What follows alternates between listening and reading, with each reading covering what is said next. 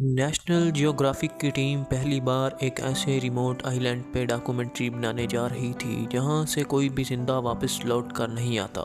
جب وہ لوگ ساحل کے قریب پہنچے تو آئی لینڈ کے جنگل میں سے کچھ عجیب و غریب ننگے تڑنگے لوگ نمودار ہوئے اور انہوں نے نیشنل جیوگرافی کی شپ پر تیروں کی بارش کر ڈالی۔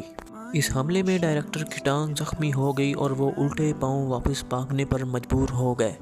یہ آئی لینڈ کون سا ہے اور اتنی جدید ٹیکنالوجی کے باوجود بھی آج تک ہم انسان یہاں کیوں نہیں جا سکتے؟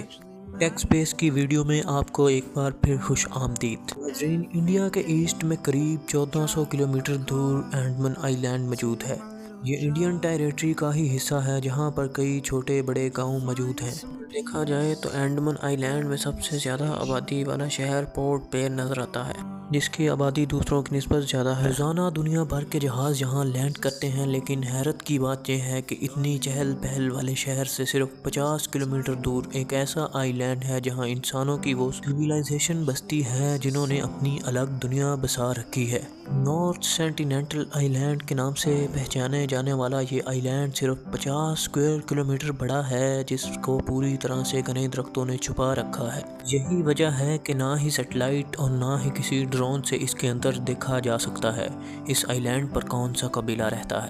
ہسٹری میں کئی بار یہاں پر جانے کی کوشش کی جا چکی ہے، لیکن یہ قبیلہ کسی بھی آؤٹ سائڈر کو کسی صورت برداشت نہیں کرتا۔ یہ لوگ ڈیش میں آ جاتے ہیں، تیر برساتے ہیں اور جان لینا تو ان کے لیے کوئی معنی ہی نہیں رکھتا۔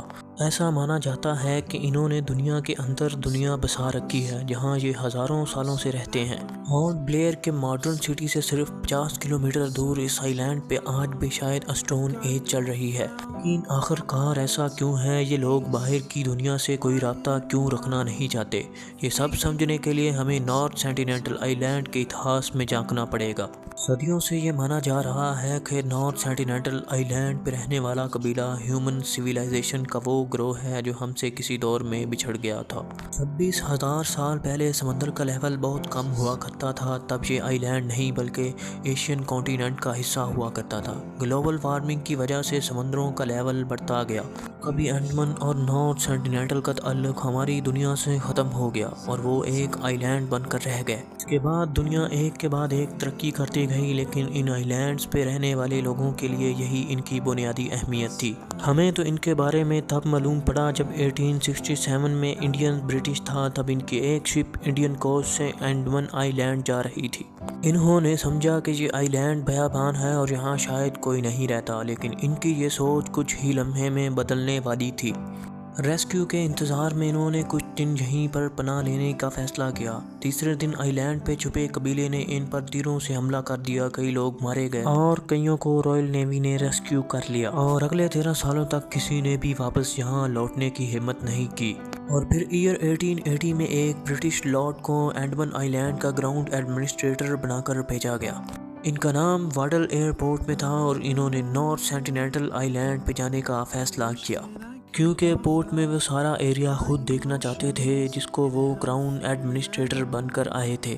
ان کا پلان تھا کہ وہ قبیلے کے چند لوگوں کو گرنیپ کر کے انڈمان آئی لینڈ پر لے کر آئیں گے، ان کا ٹھیک سے خیال رکھیں گے اور پھر ایک اچھے پیغام کے ساتھ، اچھے میسج کے ساتھ ان کو واپس بھیجیں گے کہ شاید ان سے وہ کھوئے ہوئے قبیلے کے ساتھ اچھے ریلیشن شپ قائم کر سکیں اور ان کو احساس دلا سکیں کہ وہ بھی ہماری طرح انسان ہی ہیں۔ وہ شخص کئی دن قبیلے سے چھپنے میں کامیاب رہا، پھر ان کو وہاں ایک فیملی نظر آئی جس میں ایک کپل اور 2 بچے شامل تھے۔ پورٹ مین نے اس فیملی کو کڈنیپ کیا اور ان کو انڈمان آئی لینڈ پر لے کر آیا۔ نارتھ سینٹیننٹل آئی لینڈ کی ہسٹری میں پہلی بار ان کا پہاڑ کی دنیا سے کانٹیکٹ ہوا تھا۔ دنیا میں موجود بیماریاں ان کے لیے بالکل نئی تھیں۔ بڑی ایج والا کپل ان بیماریوں کی لپیٹ میں آ گیا اور زندگی کی بازی ہار گیا۔ راؤنڈ ایڈمنسٹریٹر پورٹ مین کو بڑا افسوس ہوا کیونکہ اس کو اپنا پلان فیل ہوتا دکھائی دے رہا تھا۔ انہوں نے چاروں بچوں کو گفٹ دیے اور ان کو واپس نارتھ سینٹیننٹل آئی لینڈ بھیج دیا۔ پورٹ مین نے اپنی ڈائری میں لکھا کہ ہمارا مشن فیل ہو گیا ہے، ہم نے سینٹیننٹس کے دل میں مزید خوف ڈال دیا ہے اور یہ بہتر ہوگا کہ ان کو اکیلا چھوڑ دیا جائے۔ اور اب یہ بھی پاسبل تھا کہ لوٹنے والے بچوں نے قبیلے کے مزید لوگوں میں وائرس پھیلا دیا ہو جس سے وہاں بھی لوگ مارے گئے ہوں۔ اور یہ بھی ہو سکتا ہے کہ انہوں نے اپنے باپ کی موت کا ذمہ دار ہمیں ٹھہرا دیا ہو، لیکن اس دن کے بعد سے نارتھ سینٹینیل کے اس قبیلے کے باہر کی دنیا پر غصہ مزید بڑھ گیا۔ اگلی کئی دہائیوں تک کوئی غلطی سے بھی نارتھ سینٹینل آئی لینڈ جاتا تو اس کو قبیلہ مار کر اس کی لاش کو ساحل پہ ہی لٹکا دیتا، جو اس بات کا سیدھا سادہ اشارہ تھا کہ ہمارے پاس آنے کی غلطی بھی نہ کرنا۔ اور 1947 میں نیشنل جیوگرافک نے آئی لینڈ پر ایک ڈاکومنٹری بنانا چاہا جس کا نام مین ان سرچ آف مین رکھا گیا۔ ان کی ٹیم ایک بڑی بوٹ میں سوار تھے جس میں سیکیورٹی گارڈ، فلم گروپ اور نعت پنڈت بھی شامل تھے۔ ان کا خیال تھا کہ وہ آئی لینڈ کے اور زیادہ قریب جا کر گفٹ رکھیں گے جو لہروں پر تیر کر ساحل پہ پہنچ جائیں گے۔ پہلے وہ قبیلے کا بھروسہ جیتیں گے اور پھر ڈاکومنٹری کی شوٹنگ بھی کریں گے۔ وہ 3 دنوں تک گفٹ پھینکتے رہے، لیکن جب وہ ساحل کے قریب گئے تو ان کا پلان بری طرح سے فیل ہو گیا۔ قبیلے کے فائٹرز نے ان کے سامنے گفٹ توڑ دیے اور تیروں کی بارش کر ڈالی، جس میں سے ایک تیر نیشنل جیوگرافی کی ٹیم کے ڈائریکٹر کو لگا۔ نیشنل جیوگرافی کی ٹیم نے شوٹنگ کینسل کر دی اور ان کے پاس الٹے پاؤں بھاگنے کے سوا کوئی آپشن نہیں تھا۔ اور پھر اس کے بعد انڈین حکومت نے اس آئی لینڈ کو ہمیشہ کے لیے بین کر دیا۔